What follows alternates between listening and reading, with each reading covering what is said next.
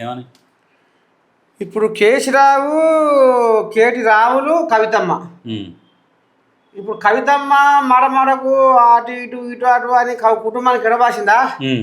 ఎడబాసిందంటే ఇది ఎంతసేపు చెప్పు డ్రామానే. రేపు రాబోయే రోజుల్లో అసెంబ్లీ ఎలక్షన్ల వరకు పక్క బిడ్డ నువ్వు ఈ దారిరావు, రాములు నువ్వు ఈ దారిరావు. ఇప్పుడు చెల్లెని అన్న తిట్టాలి, అన్నని చెల్లె తిట్టాలి. మళ్ళా అసెంబ్లీ ఎలక్షన్ల వరకు ఇద్దరు ఒకటి కావాలి. కానీ వాస్తవానికి ఏం ఆలోచిస్తుందంటే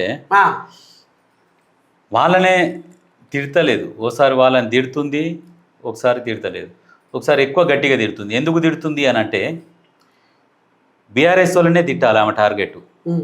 ఎందుకు తిడుతుందంటే బీఆర్ఎస్ వ్యతిరేకత ఓట్లు ఏవైతే ఉంటాయో, బీఆర్ఎస్కి వెయ్యొద్దు అనుకున్న ఓట్లు ఉంటాయిగా, అవి కవితకి వెయ్యాలి.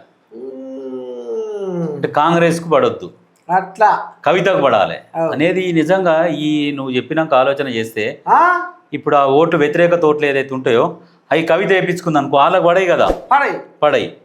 అప్పుడు బలం ఇద్దరు బలం మళ్ళీ ఒకటే అవుతుంది. అట్లా ప్లాన్ చేస్తున్నట్టు కొడుతున్నది. ఇప్పుడు అయితే మళ్ళీ ఇంకొకటి కూడా ఏంటంటే ఈ కేసు కొట్టేసిన విషయం ఏదైతుందో, ఈ కేసు కూడా ఇంత తొందరగా కొట్టేయరు. ఈ బీజేపీ మాత్రం సహకారం ఖచ్చితంగా ఉండే ఉంటుంది. పళ్ళు మీద పళ్ళు పెట్టి ఏమన్నా ఒక్క పల్లెత్తు మాట అంటున్నా, అదే బీజేపీ మాట అంటలేదు. భవిష్యత్తులో వాళ్ళతో కలిసే అవకాశాలు ఉన్నాయా, లేకుంటే ఈమె త్రూ ద్వారా బీఆర్ఎస్ని బీజేపీని కలుపుతుందా? వీళ్ళు వాళ్ళ కలవరు, చేయరు. మళ్ళా వీళ్ళే కుటుంబమే కలుస్తుంది.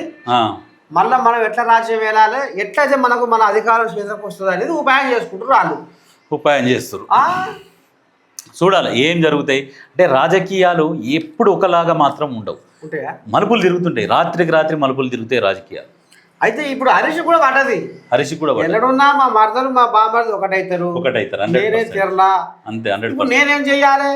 నా ఏను ఆకాశ రావణ్ లెక్క గింతంత రాస్తున్నారు. వీటి పాడైపోయి నాది నాకు ఉండాలి, నాశిప నాకుంటే నేను ఆడిందే ఆట పాడిందే పాట అని ఇప్పుడు ఆయన కొంతమంది సోషల్